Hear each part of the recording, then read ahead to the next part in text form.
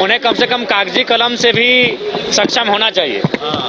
माननीय सदस्य सरयू राय जी ने सवाल किया है कि 1,36,000 करोड़ जो आपका बकाया है वो किस किस विभाग से बकाया है। उसमें सरकार का उत्तर आया है कि लगभग 1 लाख करोड़ का जो बकाया है वह जमीन का मामला है, लैंड।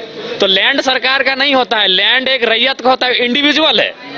यानी इसीलिए हमें लगता है, शायद मैं गलत नहीं हूँ, आज इसीलिए झारखंड राज्य में रैयतों के पक्ष में जमीन जीएम लैंड की रसीद नहीं काटी जा रही है, क्योंकि जीएम लैंड की रसीद अगर काटी जाएगी तो माइंस में जो जमीन का अधिग्रहण होता है, और आज जो सरकार 1,36,000 करोड़ का दावा कर रही है वो इंडिविजुअल पैसा है, वो सरकार का भी खजाना नहीं है। ये बहुत बड़ा विषय है, वो इंडिविजुअल है।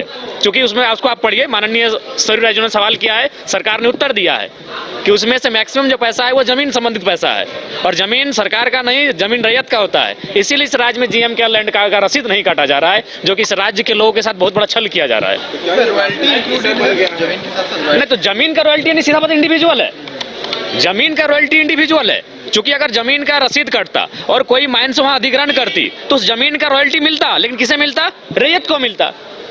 तो ठीक है, उसके बाद अगर ठीक है, अभी मान के चलिए अगर रैयत को ना मिल रहा है तो सरकार को अगर मिल रहा है, तो सरकार अगर निर्णय ले रही है तो हमें लगता है सरकार केवल कह रही है। जब एक विधायक होने के नाते हम उनका समर्थन करते हुए कहें कि चलिए कल से कोयला बंद करते हैं, धरने पर बैठते हैं, तो उनके वो मुख्यमंत्री अटपटा बयान देते हैं। यानी वो संवेदनशील नहीं है, वो गंभीर नहीं है इस राज्य को लेकर। अगर गंभीर होते तो उनको खुद कहना चाहिए था कि हम सरकार होने के नाते विपक्ष के लोगों से भी आह्वान करते हैं कि इस विषय में हमारा सहयोग किया जाए, ताकि सरकार के खजाने में उतनी बड़ी राशि आए जिससे राज्य का बेहतर हो सके। कल तो मुख्यमंत्री कह रहे हैं कि अब कोयला रोकना होगा। वो कहते हैं, वो जब धनबाद जाते हैं तो धनबाद जैसा बात करते हैं, गिरिडीह जाते हैं तो गिरिडीह से बात करते हैं, और फिर रांची आते हैं तो माननीय बन के आराम से ठाट बाट करते हैं। धन्यवाद। बिल्कुल राजनीतिक विषय है, ये राजनीतिक मुद्दा ही है। अभी पारा शिक्षकों का मामला लीजिए, कल मैंने सवाल उठाया, सवाल को उत्तर भी मैंने सार्वजनिक कर दिया है अपने सोशल मीडिया के प्लेटफॉर्म पर। अगर आप इस प्रकार के आप तर्क देंगे पारा शिक्षकों के मामले में, तो फिर यही माननीय इरफान अंसारी जी, इनका वीडियो स्टेटमेंट है, मीडिया को उन्होंने संबोधन किया कि हम 50,000 सरकार में आएंगे तो करेंगे। तो भावनाओं से क्यों खेला जा रहा है? और सारे संवेदनशील मामले प्रक्रियाधीन है, प्रक्रियाधीन है, प्रक्रियाधीन है। तो भाई महाधिवक्ता आपका है, वे संवेदनशील मामले जितने इस राज्य में है, महाधिवक्ता से कही जाए कि उनमें त्वरित हो। धन्यवाद। भैया सम्मान में लाभुकों की जो कटौती हो रही है जरा, उसमें भी प्रक्रियाधीन चल रहा है।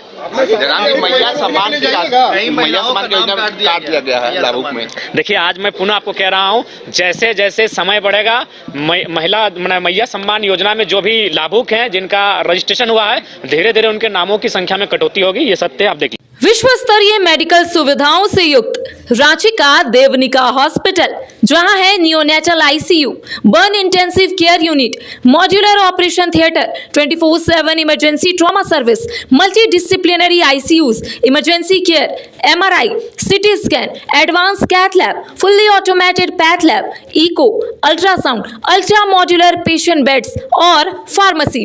देवनिका हॉस्पिटल एंड रिसर्च सेंटर, किफायती दर पर विश्व स्तरीय इलाज, ancillary Chowk, Tupudana industrial area, Ranchi.